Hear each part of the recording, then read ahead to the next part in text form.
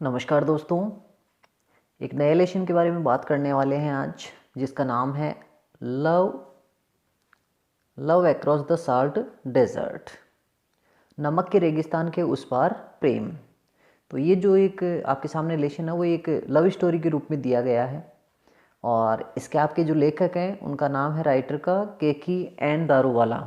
ये आपके राइटर हैं और ये जो कहानी है वो एक मनुष्य के इरादे और दृढ़ संकल्प की विजय की कहानी है।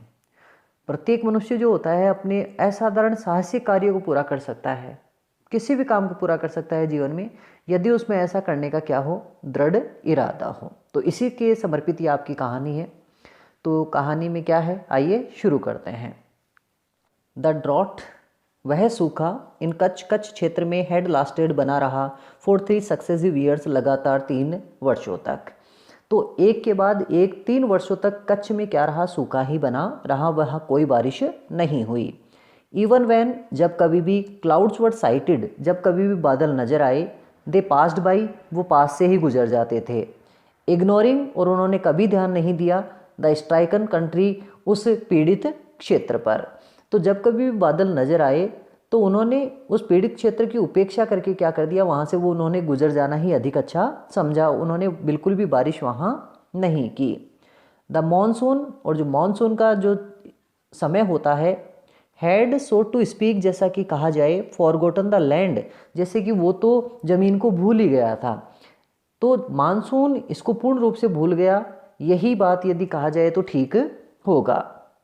द रन, रन का जो इलाका था, जो रेगिस्तान का इलाका है, ले लाइक ए पैरालाइज्ड मॉन्स्टर, वो ऐसे फैला पड़ा था जैसे कि कोई शक्तिहीन दैत्य पड़ा हो। इट्स बैक, और इसकी जो पीठ थी, कवर्ड विद स्कैप, वो एक ऐसी पपड़ी से ढकी हुई थी, एंड स्कार इश्यूज, और साथ में घाव के निशानों से ढकी हुई थी, एंड ड्राइड ब्लिस्टर स्किन, और उसकी ऊपरी जो चमड़ी थी या आवरण था वो ऐसा लग रहा था जैसे उसके ऊपर पहले फफोले थे और फफोले फूट कर क्या हो गए हों, ड्राइड हो गए हों, सूख गए हों। तो रन जो क्षेत्र है रेगिस्तान का, उसे यहाँ पर एक दैत्य के रूप में बता रखा है, जिसकी चमड़ी पपड़ी से बनी है, साथ में उसके ऊपर घाव हैं, और जिसकी चमड़ी पर क्या है, फफोले क्या हो चुके हैं, बन चुके हैं। द अर्थ, और वहाँ की जो पृथ्वी है, हैड क्रैक्ड, क्या हो चुकी थी, दरारों में टूट चुकी थी। एंड लुक्ड एज इफ, और वह ऐसे नज़र आ रही थी जैसे कि चंक्स ऑफ इट, जैसे कि इसके जो टुकड़े हैं उस जमीन के, हैड बीन बैग्ड इन किल, जैसे उनको उठाया गया हो और किसी भट्टी में पकाया गया हो, and then embedded in the soil crust, और बाद में उसे भूमि की परत में क्या कर दिया गया हो, दबा दिया गया हो। तो कहने का तात्पर्य यह है कि वो जो क्षेत्र था वो पूरा ही रेगिस्तान है, वहाँ पे बारिश नहीं होने के कारण जो ज़मीन थी वो दरारों में फट चुकी है, सूख चुकी है, और ऐसा लगता है जैसे उस भूमि को किसी ने क्या किया हो, किसी भट्टी में क्या कर दिया हो, तपा दिया हो, और बाद में मिट्टी पर डाल दिया हो। द कैटल, वहाँ के जो जानवर थे, बिकेम थिन, पूर्ण रूप से बिल्कुल थके हुए और पतले हो गए थे, एंड इमेंसेटेड, और वो पूर्ण रूप से शक्तिहीन हो गए थे। जानवर बिल्कुल पतले हो गए और उनमें बिल्कुल भी शक्ति नहीं बची। द ऑक्सन डाइड, वहाँ पे जितने भी जो बैल वगैरह थे वो सारे क्या हो गए, मर गए। द कैमल, ऊँट, अलोन सर्वाइव्ड, केवल बचा रहा, कंफर्टेबली, आराम से। केवल एक प्राणी, एक जानवर जो था ऊँट, वो केवल वहाँ पर जिंदा रहा और सारे क्या हो गए, मर गए। अब जो ऊँट था वो क्यों बचा रहा, फीडिंग ऑन द बवल, क्योंकि वो एक ऐसा जिसे आप कहेंगे पेड़, जो बावल खाता था, ऊँट है ना, उस बावल पेड़ के कारण वो ऊँट क्या रहा, बचा रहा। कैमल थॉर्न, क्योंकि ये जो बावल है वो क्या थी, एक ऊँट झाड़ी थी, झाड़ी के रूप में आपको इसका नाम बता रखा है। तो ऊँट ऐसा प्राणी था जो बड़ा था और आसानी से बड़े पेड़ों तक क्या हो गया, वो पहुँच गया, जबकि नीचे ज़मीन पर आश्रित रहने वाले जो जानवर थे वो सारे क्या हो गए, मर गए।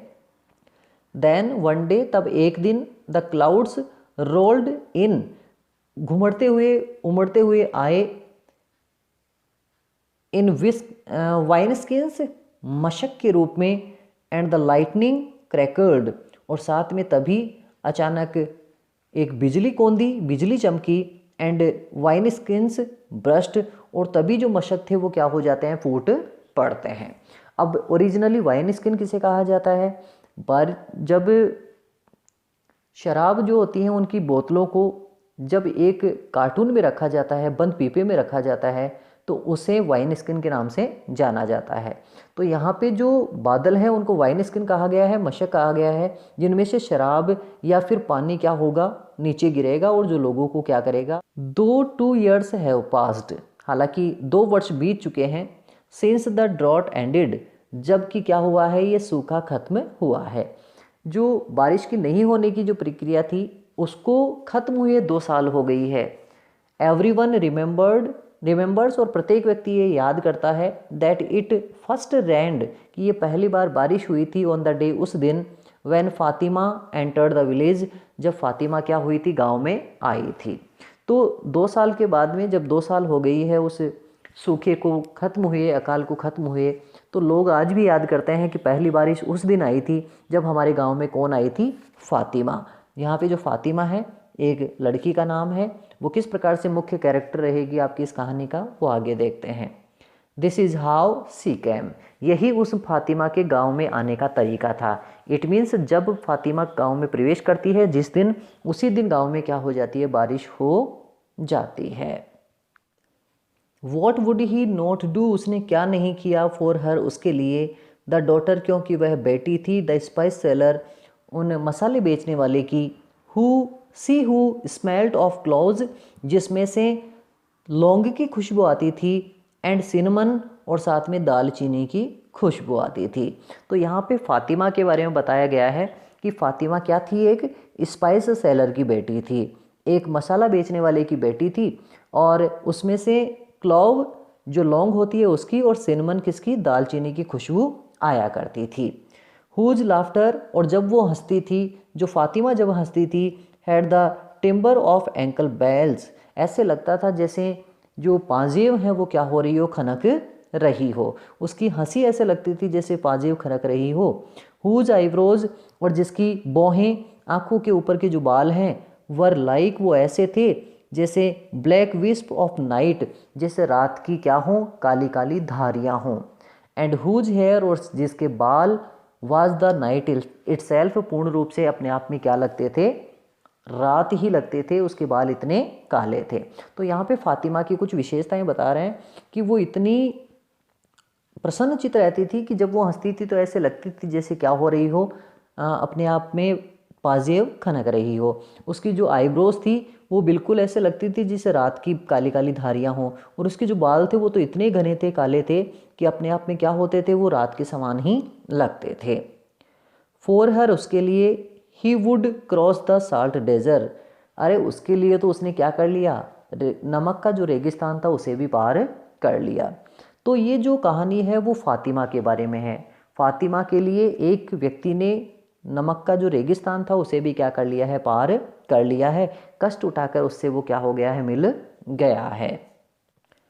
He had state the day, वह सारा दिन रुका रहा, एट द काला डूंगर, उस काली चोटी पर, काली पहाड़ी पर, द ब्लैक हिल, जिसे काली पहाड़ी कहा गया है, कैप्ड विद बेसाल्ट, और जो कि ज्वालामुखी से निकलने वाले नमक से क्या थी, ढकी हुई थी, the highest in the Kutch, और वो उस कच्छ इलाके में सबसे ऊंची क्या थी, चोटी थी। तो वो जो व्यक्ति है जिसके बारे में अब हम बात करने वाले हैं, वो एक काला डूंगर या काली पहाड़ी के चोटी पर सारा दिन रुका रहा, और वो जो काला डूंगर या काली पहाड़ी है वहाँ पर, वो जो पहाड़ी ऐसे बनी है क्योंकि वहाँ पर एक बार ज्वालामुखी निकला था और उससे निकलने वाला लावा वहाँ पर क्या हो गया, जमा हो गया। He had set his camel, अल्लाह रखा, उसने अपने ऊँट अल्लाह रखा को फ्री टू कॉर्प, छोड़ दिया आज़ाद, जिससे कि वो खा सके, ऑन द बावल ट्री, बावल पेड़ को, उसने अपने अल्लाह रखा जो ऊँट था उसको छोड़ दिया, खुला छोड़ दिया, जिससे कि वो क्या कर सके, अपना पेट भर सके। एट डस्क, और गोधूली के समय, ही पेड होमेज, उसने श्रद्धांजलि दी, टू द फुट प्रिंट्स, उन पैरों की छाप को, ऑफ द पंचमई पीर, जो कि पंचमई पीर की थी, ऑन द हिल टॉप, जो कहाँ पर थी, उस पहाड़ी के ऊपरी छोर पर। तो उस पहाड़ी के ऊपरी छोर पर गोधूली बेला के समय उसने पंचवीर के पदचिन्ह जो होते हैं, पैरों के जो निशान होते हैं, उनको उसने क्या की, श्रद्धांजलि अर्पित की। He left some food he there, और उसने थोड़ा बहुत खाना वहाँ पर छोड़ दिया। And started beating on his thali, और उसने अपने हाथ में एक थाली लेकर उसे पीटना शुरू कर दिया। According to the custom here, क्योंकि वहाँ पर यही क्या थी, परंपरा थी। तो जो व्यक्ति वहाँ पर काला डूंगर पर रहा, उसने पहले तो उसको श्रद्धांजलि दी और बाद में थोड़ा बहुत खाना वहाँ पर उस जगह छोड़ा जहाँ पर वो उनकी समाधि थी, और साथ में अपनी थाली को पीटना उसने क्या कर दिया, शुरू कर दिया। ये एक तरह की क्या थी, वहाँ पर परंपरा थी। इन ए फ्यू मिनट्स, और कुछ ही मिनटों में जैकल्स शियार मेटेरियलाइज्ड, वहाँ पर प्रकट हो गए, आ गए। एंड गोबल्ड ऑफ द फूड, और उस सारे भोजन को क्या हो गए, खा गए। तो उसने जो भी भोजन वहाँ पे छोड़ा, उस सारे भोजन को वहाँ पर सियार आ गए, जैकल्स जिन्हें कहते हैं, और उन्होंने गोबल्ड अप कर दिया, मतलब उन्होंने सारा भोजन क्या कर लिया, खा लिया। दिस वाज ऑस्पिशियस, ये जो कार्य था ये अपने आप में एक शुभ संकेत था। ऑस्पिशियस का मतलब होता है शुभ, तो ये शुभ संकेत था। If they had not turned up, यदि वो सियार वहाँ पर नहीं आते, ही वुड हैव कंसिडर्ड, उसे ये मानना पड़ता, the ill effects of the omen, कि शगुन कैसा है, बुरा है। सीरियस इनफ, इतना गंभीर, to have cancelled the journey, कि उसे अपनी यात्रा क्या करनी पड़े, क्या करनी पड़ेगी, कैंसिल करनी पड़ेगी, रद्द करनी पड़ेगी। तो यदि वहाँ पर वो सियार नहीं आते थाली बजाने पर और उस खाने को नहीं खाते, तो उस व्यक्ति को ये निश्चित हो जाता है कि अपशकुन हो गया है, और वह अपनी यात्रा को क्या कर देता, कैंसिल कर देता, रद्द कर देता। लेकिन अब जबकि वहाँ पे सियार आ चुके हैं और खाना खा चुके हैं, तो ये अपने आप में शुभ संकेत है, और वो क्या कर सकता है, बताओ, अपनी यात्रा पर रवाना हो सकता है। ए लैम्प, एक दिया, वाज लाइटेड, जलाया गया था, इन द पीर्स ऑनर, उस पीर के सम्मान में, एवरी नाइट, प्रत्येक रात जलाया जाता था, ऑन द हिल टॉप, उस पहाड़ी की चोटी पर, and the flame could be seen, और उस अग्नि को देखा जा सकता था, ऑल द वे, उस सारे रास्ते से, फ्रॉम खाउदा, जो कहाँ का था, खाउदा का। खाउदा क्या है, अपने आप में एक जगह का नाम है। तो लेखक कहना चाह रहे हैं कि खाउदा जाने वाला जो रास्ता था, उस रास्ते से उस पहाड़ी पर जला हुआ जो दिया था, वो दूर से क्या होता था, देख सकते थे कोई भी, वो दूर से क्या हो जाता था, दिखाई दे दिया जाता था। खाउदा एक जगह का नाम है जहाँ का ये जो लड़का है वो क्या है, जिसके बारे में बात हो रही है, वो निवासी है। ओवर 100 ईयर्स, पिछले 100 सालों से, अर्लियर, उससे भी पहले से, द पचमई पीर, ये जो पंचमई पीर है, हैड ड्रस्ड दीज साल्ट वेस्ट्स, वो इस नमक के अवशेष को लेकर जाता था, ढोता हुआ, सर्विंग द पीपल, और लोगों की क्या करता था, सेवा। तो जो पचमई पीर था वो इस पहाड़ी पर रहता था, और यहाँ से नमक लोगों तक क्या करता था, वो पहुँचाता था। इस प्रकार से वो लोगों की सहायता करता था। एकम्पनीड, और उसके साथ रहता था, एज लेजेंड, जैसी कि कहानी, हैड इट, जैसा कि है, बाई ए जैकॉल, एक जैकॉल। पचमई पीर क्या करता था, वहाँ से नमक उठाता था, लोगों तक पहुँचाता था, और उसके साथ ही एक जैकॉल, एक सियार भी क्या होता था, साथ साथ रहता था। रिकल्सिव बाय द हैबिट, जैसी कि उसकी आदत थी एकांतवास की, he used to retire to the jungle, thorn jungle, वो कांटेदार जंगल में हमेशा रात को चले जाया करता था। Where apart from his vulpine companions, उन सियार साथियों के अलावा, रजनीचर साथियों के अलावा, रात्रि में घूमने वाले जानवरों के अलावा, नन इल्स डेयर्ड, किसी की भी हिम्मत नहीं होती थी, टू डिस्टर्ब हिज नॉक्टर्नल ट्रिस्ट्स, उसकी जो रात्रिकालीन जो भेंट थी, उसको कोई भी व्यक्ति वहाँ जाकर डिस्टर्ब नहीं किया करता था। लेखक कहना चाह रहे हैं कि वो जो पंचमई पीर था, वो दिन में तो लोगों की सेवा करता था, जबकि रात को कांटेदार जंगल में चले जाया करता था उन सियारों के साथ, और वहीं रहता था, और कोई भी साधारण मनुष्य जंगल में जाकर उसे डिस्टर्ब करने की कोशिश नहीं करता था। उसकी जो भेंट थी उनके साथ, उसका कभी वो सामना नहीं करता था। द कस्टम, ये परंपरा, ऑफ फीडिंग द जैकॉल्स, उन सियारों को खिलाने की, हैड लिंगर्ड सिंस देन, तभी से चलती आ रही है। तो लगभग 100 सालों से ये परंपरा चली आ रही है। अक्सर लोग वहाँ जाकर उन सियारों को खाना खिलाते हैं, और एक शुभ अवसर के रूप में उसे क्या करते हैं, शुभ संकेत के रूप में देखते हैं। नजब बॉव्ड बिफोर द फ्लेम, जो नजब था वो उस दीपक की लो के सामने प्रणाम करता है एंड सेट आउट, और अपनी यात्रा पर रवाना हो जाता है। तो नजब वहाँ पर उसे प्रणाम करता है पंचमी पीर को और वहाँ से अपनी यात्रा पर शुरू हो जाता है। ही लेफ्ट बिहाइंड, और वो पीछे छोड़ देता है द कैमल थॉर्न शब्स, ऐसी कांटेदार झाड़ियाँ जिन्हें ऊंट झाड़ी के नाम से जाना जाता है, एंड द एरिया, और उस क्षेत्र को पीछे छोड़ देता है फेमस फॉर इट्स सवाना, जो कभी अपने सवाना जंगलों के लिए फेमस था, प्रसिद्ध था, ऑफ स्टंड ग्रास, जो कि अब खूंटदार घास के रूप में भी क्या नहीं हो रही है, नज़र नहीं आ रही है। लेखक कहना चाह रहे हैं कि एक समय वहाँ पर बहुत ही सवाना के जंगल हुआ करते थे, बहुत ही शानदार, लेकिन अब वहाँ पर अच्छी तरह से घास भी नज़र नहीं आ रही है। बट नाउ, और आज इस समय, sere and brown as desert, वो जो इलाका है वो बिल्कुल सूखा हो चुका है और रेगिस्तान के रूप में क्या हो रहा है, नज़र आ रहा है। तो नजब जाते समय अपने पीछे ऐसे जगह को छोड़ जाता है जहाँ पर अब बिल्कुल सूखा है और कोई भी पेड़ पौधे नज़र नहीं आ रहे। ही हैड लेफ्ट बिहाइंड, वो पीछे अपने छोड़ गया ऑल ह्यूमन हैबिटेशन, संपूर्ण मानव आवास को। जहाँ वो जा रहा है वहाँ उसके पीछे वह संपूर्ण मानव के आवास को छोड़ गया, आगे उसे केवल और केवल रेगिस्तान ही नज़र आने वाला है। कुरन बीइंग द लास्ट विलेज, अंतिम वो गांव जो उसे नज़र आएगा, वो अंतिम कौन सा था, कुरन गांव था। फॉर द नेक्स्ट 3 डेज, और आगे जो यात्रा वो करने वाला है उसमें 3 दिनों तक he would not be seeing any भूंगाज, उसे कोई भी भूंगा नज़र नहीं आएगा।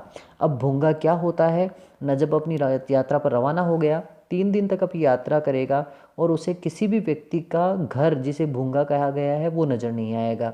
भूंगा कहा जाता है दोज 1 रूम मड हाउसेज, ये होते हैं एक कमरे के मिट्टी के बने हुए मकान, सर्कुलर एट द बेस, जो ज़मीन के ऊपर आधार पर तो गोल होते हैं, but tapering into conical thatch roofs, लेकिन ऊपर की तरफ जाकर एक कोण के रूप में बिल्कुल पतले हो जाते हैं और उनकी छत बनी रहती है एट द टॉप, ऊपरी सिरे पर। तो नीचे ज़मीन के ऊपर आधार पर तो वो गोल होते हैं, चौड़े होते हैं, जबकि ऊपर जाकर वो तीखे हो जाते हैं और उनकी छत क्या होती है, बनी रहती है। राजस्थानी भाषा में जहाँ पर आप मारवाड़ में देखते हैं जूफा जिसे आप कहते हैं, ऐसी आकृति का वो वहाँ पे क्या होता है, भूंगा कहा जाता है।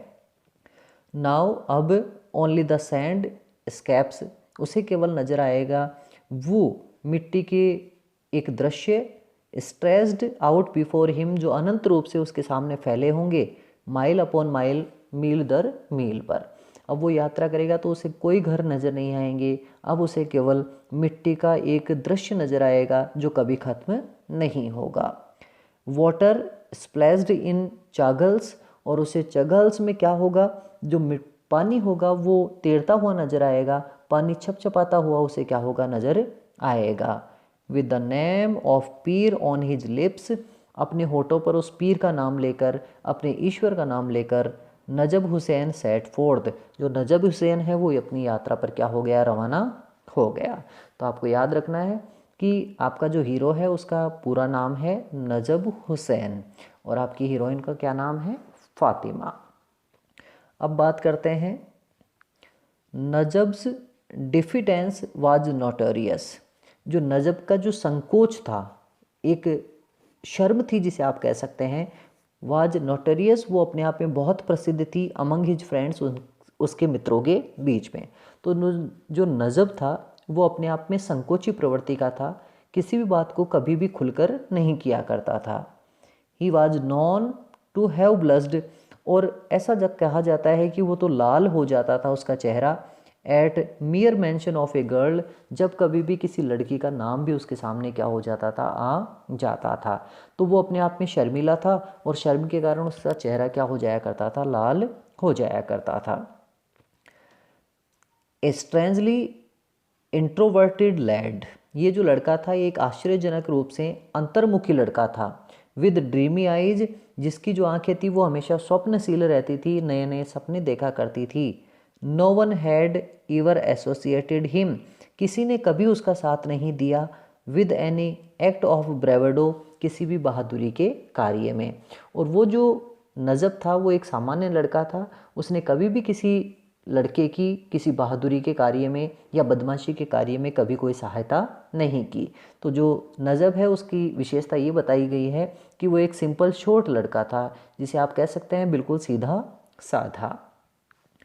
हिज फादर और नजब के जो पिता थे आफताब, उनका क्या नाम था? आफताब था। वुड से उसके पिता कहा करते थे, नजब के पिता हमेशा ये कहा करते थे, ऑल दैट माई एंसेस्टर्स, वो सब कुछ जो मेरे पूर्वजों ने, एंड आई हैव एक्वायर्ड, और जो मैंने कमाया है, ड्यूरिंग 100 ईयर्स, पिछले 100 सालों में, this lead will squander away, ये जो लड़का है वो उसे उजाड़ देगा।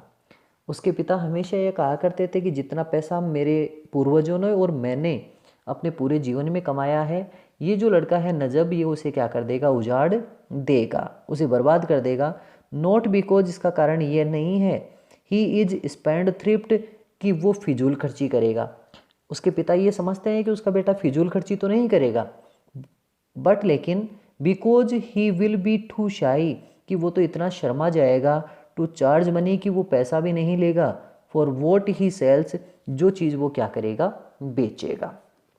तो उसके पिता कहते हैं कि वो जीवन में इतना शर्मिला है कि यदि वो किसी चीज़ व्यापार में यदि कोई चीज़ किसी को बेच रहा है तो शर्माते हुए उसे पैसे भी नहीं लेगा और अपना खुद का ही घाटा कर लेगा। इस प्रकार से उसके पिता कहते हैं कि उसने जो भी कुछ संपत्ति अपने जीवन में बनाई है, ये बेटा उसे क्या कर देगा? सबको लुटा देगा। He had crossed the run, जो नजब था वो रन को पार कर चुका था, ऑन 4 ओकेजन्स, 4 अवसरों पर, अर्लियर, पहले के समय में। नजब उस रन को पार करके दूसरी तरफ 4 बार गया था। 2, हालांकि ही हैड टर्न्ड 20, हालांकि वो 20 साल का हुआ था, ओनली ए मंथ एगो, केवल 1 महीने पहले। आज नजब 20 साल का हो चुका है 1 महीने पहले, लेकिन रन को, जो रेगिस्तान था, उसको उसने 4 बार पार किया है आज तक।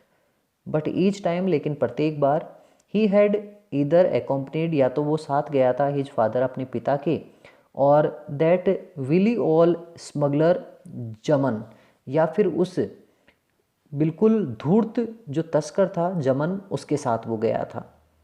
तो उसने रन को पार तो किया है, उस रेगिस्तान को पार तो किया है, लेकिन या तो वो अपने पिता के साथ गया है, यदि उसके पिता के साथ नहीं गया तो वो एक धूर्त तस्कर और था। तस्कर जानते हैं, जो तस्करी करते हैं, जो कस्टम के पैसे, सरकार के पैसे न देकर चोरी छिपे चीज़ों को इधर उधर पहुंचाते हैं।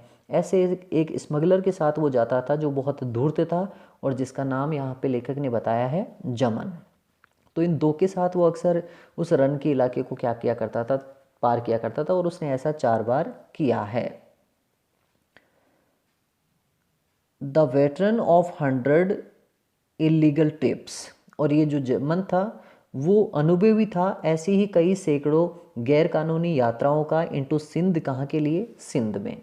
तो ये जो जमन था वो कई बार सिंध में लगभग सैकड़ों बार गया है और बिना कागजात के गया है, अवैधानिक तरीके से गया है, गैर कानूनी तरीके से गया है। तो जमन को ऐसी गैर कानूनी यात्राओं का काफ़ी क्या था? अनुभव था। लगभग कितनी? 100, लगभग 100 यात्राएं। ईच टाइम, प्रत्येक बार, they had taken tendu leaf, वो हमेशा तेंदू के पत्ते ले जाया करते थे, वर्थ अबाउट 500, जिनकी कीमत 500 रुपये होती थी, and sold it across the border, और सीमा के दूसरी पार जाकर फॉर 1200, उसे 1200 रुपये में वो बेचकर आते थे। तो वो यहाँ से, भारत से तेंदू के पत्ते वो होते हैं जो बीड़ी बनाने के काम में आते हैं। तेंदू के पत्ते यहाँ से वो ले जाते थे और पाकिस्तान की सीमा में जाकर वहाँ पर वो उन्हें सिंध प्रांत में जाकर 1200 रुपये के बेचकर आते थे। इस प्रकार से वो एक ट्रेवल पे 700 रुपये का मुनाफा कमाते थे। बट लेकिन between the pay of 2 officials, लेकिन उन्हें बीच बीच में जो अधिकारी थे उनको क्या करना पड़ता था? अपना पैसा बीच में खिलाना पड़ता था। एंड टू द इंटरमीडियरीज, और साथ में ऐसे लोग जो मध्यस्थ होते थे, बिचौलिए होते थे, हु अरेंज्ड, जो कि व्यवस्था करते थे, the sale of bidi leaf, उस बीड़ी बनाने वाले पत्तों के विक्रय की, द मैन, और साथ में उस व्यक्ति को भी उसे पैसा देना पड़ता था, हु टुक द कैमल, जो उसके ऊँट को लेकर जाते थे, आउट टू ग्रेज, बाहर चराने के लिए, एंड टू द फ्रेंड, और उसे पैसा उन दोस्तों को भी देना पड़ता था, एंड रिलेटिव, और अपने रिश्तेदारों को भी देना पड़ता था, हु हार्बर्ड दैम, जो उन्हें अपने घर पर क्या करते थे, शरण देते थे, देयर वाज प्रीसियसली लिटिल लेफ्ट, इतना कुछ देने के बाद भी उनके पास मुश्किल से ही कुछ अच्छा बच पाता था, मतलब बहुत कम बच पाता था। नजब कहता है कि नजब अपने पिता वगैरह के साथ जब जाता था तो 500 की चीज़ को 1200 में तो बेच देता था, लेकिन 1200 रुपये में उसे क्या करना पड़ता था, कुछ बिचौलिए लोगों को खिलाना पड़ता था, जिसे दलाली कहते हैं। उनमें ऑफिशियल्स लोग आते थे, अधिकारी लोग, जो उसे एक दूसरे से जो जो सीमा होती थी उसे पार करने में सहायता करते थे। इंटरमेडियरीज, और साथ में वो मध्यस्थ लोग, बिचौलिए जिन्हें कहा गया है, जो साथ में क्या करते थे, उन बीड़ी की जो पत्ते होते थे उनकी विक्रय में सहायता करते थे। साथ में एक व्यक्ति ऐसा होता था जो उनके ऊँट को चराने के लिए ले जाता था, उसे वो पैसा देते थे, और उसके कुछ मित्र और जो रिश्तेदार होते थे जो वहाँ उसको क्या करते थे, अपने घर पर रखते थे। उन्हें पैसा देने के बाद में, इन 4 प्रकार के लोगों को पैसा देने के बाद में उनके पास प्रीसियसली लिटिल, बहुत कम क्या होता था, बचता था। तो इस प्रकार से ये उनका क्या होता था, व्यवसाय होता था। It was just enough two by, अब केवल इतना ही पैसा बचता था जो पर्याप्त होता था, सम यूज्ड टेरिलेन गारमेंट्स, जो कि वो पहले से पुराने या काम में लिए गए टेरिलेन के क्या कर सकते हैं, जिनसे कपड़े खरीद सकते हैं। एंड देन, और तब, इट वॉज टाइम, तब ये समय हो जाता था, to make the long trek back, कि वो वापस अपने रास्ते पर चल पड़े, अक्रॉस द डेजर्ट, किसको पार करके, उस रेगिस्तान को। और अंततः इस प्रकार से वो क्या करते थे, अपने उसी रास्ते पर वापस लौट आते थे जिस रास्ते से वो क्या करते थे, रेगिस्तान को पार करते हुए जाते थे। It was during one of this trips, ऐसे ही यात्राओं में एक समय की बात है, दैट दे हैड स्टेड, कि वो कहीं रुके थे, विद काले शाह, किसके घर पे, काले शाह के। और ये काले शाह कौन था, द क्लॉव सेलर, वो था लौंग विक्रेता, वो लौंग, जो मसाले में लौंग आती है उसका वो विक्रय करता था। तो ऐसी ही एक यात्रा में जो नजब है वो किसके घर पे रुका था, काले शाह के घर पर। ही इज डिस्टेंट रिलेटिव, वो दूर का रिश्तेदार है, ऑफ योर मदर, तुम्हारी माँ का। हिज फादर हैड टोल्ड नजब, ये बात उस नजब के पिता ने नजब को कही थी। तो कहने का तात्पर्य ऐसा हो गया कि उस नजब के पिता ने, आफ्ताब ने ये कहा कि ये जो काले शाह है वो तुम्हारी माँ का कोई रिश्तेदार है। काले शाह वाज टॉल, जो काले शाह था वो लंबा आदमी था, काफ़ी कुछ लंबा था, और साथ में वेल फ्लैश्ड, काफ़ी कुछ मांस वाला था, मोटा जिसे आप कह सकते हैं। And his thick jawed face, और उसका जो चेहरा था वो मोटे गालों वाला था। हैड ए पर्पल टिंज, और एक बैंगनी रंग था, अबाउट इट, उसके चेहरे पर, एज इफ समवेयर, जैसे कहीं पर, अलोंग द वे, रास्ते पर, it had got struck with a discoloured patch, जैसे कि कोई बदरंग टुकड़ा उससे क्या हो गया हो, टकरा गया हो। तो उसके चेहरे पर जो दाढ़ी थी वो ऐसी थी बदरंग रंग की, जैसे कि कोई रंग उसके चेहरे पर क्या हो गया हो, चिपक गया हो। तो यहाँ पे काले शाह के बारे में आपको बताया गया है, जिसके घर पे नजब किसी दिन रुकता है। ये जो काले शाह था वो कैसा था, लंबा था, पहली बात तो है ना, और साथ में वो फ्लैसी था, मोटा ताज़ा था, और उसके जो गाल थे वो बहुत फूले हुए थे, और उसकी जो दाढ़ी वगैरह थी, चेहरा था वो बिल्कुल बैंगनी रंग का था। ऐसा लेखक यहाँ क्या कर रहे हैं, आपको बता रहे हैं। ही ऑलवेज वोर ए तहमत, वो हमेशा तहमत पहना करता था। तहमत क्या होता है, एक कपड़ा होता है, of black and white checks, जिसके काली और सफ़ेद क्या होती थे, चौखाने होते थे। तो वो काले और सफ़ेद रंग के चौखानों वाला तहमत, एक कपड़ा अपने शरीर पर क्या क्या करता था, पहना करता था। ये बात हो रही है काले शाह की। विद इन ए डे, एक दिन में, नजब डिस्कवर्ड, नजब ने यह महसूस किया, दैट द फेलो, की वो जो व्यक्ति था, वाज एन एब्सोल्यूट रॉग, एक बहुत बड़ा दुष्ट आदमी था, हु ड्रॉव सच ए कस्ट बार्गेन, जिसने इतना प्रतिकूल या बेकार सौदा किया, that for the first time, कि पहली बार इन हिज हियरिंग, उसकी सुनाई में, फादर स्टार्टेड, पिता ने शुरू कर दिया, माउथिंग ऑब्सैनिटीज़, गालियाँ बकना। एक दिन नजब को पता चला कि जो नजब के पिता हैं, उस नजब के पिता का जो व्यवसाय था उसमें काले शाह ने एक ऐसा सौदा करवा दिया जो सौदा अपने आप में क्या था, प्रतिकूल था या घाटे का था। और आज नजब पहली बार ये सुन रहा है कि उसके पिता उस काले शाह को क्या कर रहे हैं, गाली निकाल रहे हैं। तो आज पहली बार नजब अपने पिता के मुंह से क्या करता है, गाली सुनता है। अब बात करते हैं काले शाह की एक बेटी थी, उस बेटी के बारे में। बट लेकिन हिज डॉटर, लेकिन उस काले शाह की जो बेटी थी फातिमा, जिसका नाम फातिमा था, वाज हूर, वो अपने आप में एक परी के समान थी, विद आइज सो ब्राइट, उसकी आंखें इतनी चमकीली थी, that they would have lit up, कि वो चमका देगी, the darkness of the underworld, उस पाताल के अंधकार को भी। यहाँ पे लेखक अतिशयोक्तिपूर्ण उसकी सुंदरता का वर्णन करता है कि वो जो फातिमा थी उसकी आंखें इतनी चमकदार थी कि यदि उसे किसी अंधेरे कमरे में या फिर पाताल में रख दिया जाए तो पाताल भी क्या हो जाए, जगमगा उठे। She was taken by this quiet, और वो आकर्षित हो गई उस शांत, प्लीजेंट, खुशनुमा यंग मैन, उस जवान आदमी से, so ready with his smile, उसकी मुस्कुराहट को देखकर ही। तो वो जो फातिमा है उस नजब की सज्जनता को और उसकी प्रसन्नता को और उसकी मुस्कुराहट को देखकर अचानक क्या हो जाती है, उस पर फिदा हो जाती है, उससे प्रभावित हो जाती है। बट लेकिन she could hardly elicit a word, लेकिन वो एक शब्द भी नहीं निकलवा पाई आउट ऑफ हिम, उस नजब के मुंह से। हालांकि वो उसे प्रभावित तो कर चुकी थी, लेकिन नजब ने अपने मुंह से उसकी प्रशंसा में या उससे प्रेम के कोई शब्द क्या नहीं किए, अपने मुंह से नहीं निकाले।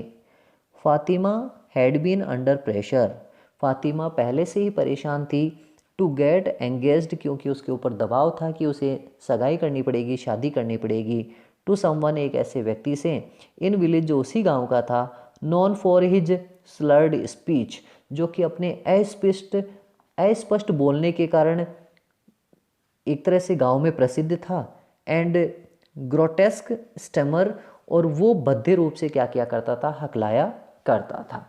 तो फातिमा के जीवन में एक परेशानी ये थी कि फातिमा का जो पिता था काले शाह, उसने ये निश्चित कर लिया था कि वो फातिमा की शादी एक ऐसे आदमी से करवाएगा जो कि स्लर्ड स्पीच करता था, अस्पष्ट बोलता था, और साथ में ग्रोटेस्क स्टेमर करता था, जो बद्ध रूप से क्या करता था, हकलाता था। तो इस प्रकार से उससे शादी करने के विचार से जो फातिमा थी वो बहुत ज़्यादा क्या थी, परेशान। Just my luck to run into mutes, मेरा तो भाग्य ही खराब है कि मैं गूंगों के बीच में पड़ गई। सी थॉट, ये बात कौन सोचती है, फातिमा। फातिमा कहती है कि मेरा तो भाग्य ही मालिक है कि मेरा ऐसे लोगों से, इस ऐसे व्यक्ति से मेरी क्या होने वाली है, शादी होने वाली है। बट देन, लेकिन तब, as she caught him staring at him, लेकिन एक दिन उसने देखा कि जो नजब है वो निरंतर उस फातिमा को घूरे जा रहा था, देखे जा रहा था। सी लाफ्ड बैक, इस वजह से फातिमा भी उससे प्रभावित होकर उसकी तरफ क्या कर देती है, हंस देती है। एंड इन द इवनिंग, और शाम के समय, when Fatima repeated the performance, जब फातिमा वापस मुस्कुराती है उस नजब को देखकर, हर फेस फूल्ड विद एक्साइटमेंट, उसका जो चेहरा है वो अपने आप में उत्तेजित हो गया, एज इफ, जैसे कि, सी डेड हिम, जैसे कि वह उसे हिम्मत दे रही हो, to take the next step, कि तुम आओ और अपना कदम बढ़ाओ। तो शाम के समय फिर फातिमा उसके सामने जाती है और वो अपनी मुस्कुराहट वापस उसके सामने देती है, और वो जैसे ये कह रही हो कि तुम्हें क्या करना चाहिए, अपना कदम बढ़ाना चाहिए। He had flung his arms, और उसने अपनी जो बाहें थी वो फैला दी, अराउंड हर, उस फातिमा के चारों तरफ, इन रिकलेस डिजी मोमेंट, एक बेपरवाह और व्याकुल अंदाज में। और अंततः जो नजब था वो रुक नहीं पाया, अपने भावनाओं को वश नहीं कर पाया, और उसने अंततः अपनी जो बाहें थी वो फातिमा के चारों तरफ क्या कर दी, फैला दी, और एक व्याकुल और बेपरवाह अंदाज में क्या करने लग गया, वो उससे प्रेम दर्शाने लग गया। यस, हाँ, he would come again, he told her, और नजब कहता है कि मैं तुमसे प्रेम करता हूँ और मैं तुम्हें लेने के लिए क्या करूँगा, वापस आऊँगा। एंड सा हर स्टार्ट विद डिसबिलीफ, और जो फातिमा है वो भी उस अपने प्रेमी को, नजब को देखती रहती है इसी विश्वास के साथ। For he seem to have answered her, क्योंकि वह उसे बात कह दी थी, उसने उसे यह बता दिया था। इन आर्टिकुलेटेड क्वेश्चन, एक ऐसे अस्पष्ट प्रश्न के रूप में। तो एक जो फातिमा है उसको जाते हुए एक अस्पष्ट से प्रश्न के रूप में सोच रही है, जैसा कि उसने उसे कह ही दिया था कि मैं वापस आऊँगा और तुम्हें लेकर जाऊँगा। तो वो एक प्रश्न अपने दिमाग में फिर भी निरंतर रूप से सोचे जा रही है। वो प्रश्न क्या था? Would he come again. वो सोचती है कि क्या वो वास्तव में वापस आएगा। दिस टाइम, इस बार, ही वुड कम अलोन, वो अकेला आएगा। विद नो फादर और अंकल, ना ही तो अपने पिता के साथ और ना ही अपने चाचा के साथ। टू क्रैम्प हिज स्टाइल, जिससे कि वो क्या कर सके, बिना रोक टोक अपना व्यवसाय कर सके। और अब की बार शायद ऐसा था कि नजब ना ही तो अपने पिता के साथ आएगा और ना ही उस अपने चाचा के साथ आएगा, और अब की बार वो अपना खुद का मुक्त व्यापार करेगा और उस फातिमा से आराम से अकेला बिना किसी रोक टोक से क्या कर पाएगा, वो मिल पाएगा। एंड एज ही लेफ्ट, और जैसे ही वो वहाँ से गया, ही लुक्ड बिहाइंड, उसने पीछे देखा। To find her gaze following, और उसने देखा कि उस फातिमा की जो नज़रें थीं वो उसका पीछा कर रही थी। हिम, उस नजब का, हर आइज, और उस फातिमा की आंखें, like a pair of storm lanterns, वो ऐसी थी जैसे कि तूफान की पहचान करने वाली लाल्टर्न की जो जोड़ा है वो अंधेरे में क्या कर रहा हो, उसका पीछा कर रहा हो। तो यहाँ पे उस फातिमा की नज़रों की तुलना एक लालटेन के रूप में की गई है, जो अक्सर अंधेरे में क्या की जाती है, काम में ली जाती है। तो फातिमा भी यहाँ पे आशा के रूप में उस नजब के पीछे अपनी नज़रों को फैलाए हुए है कि शायद वो आएगा और उसे अपने बाहों में ले जाएगा और उससे शादी करेगा। तो इस प्रकार से ही आपके इस लेसन का फर्स्ट पार्ट है। सेकंड पार्ट में देखेंगे उनकी लव स्टोरी कहाँ तक एक्सीड होती है। फिर मिलते हैं इसके सेकंड पार्ट के साथ। तब तक के लिए जय हिंद, वंदे मातरम।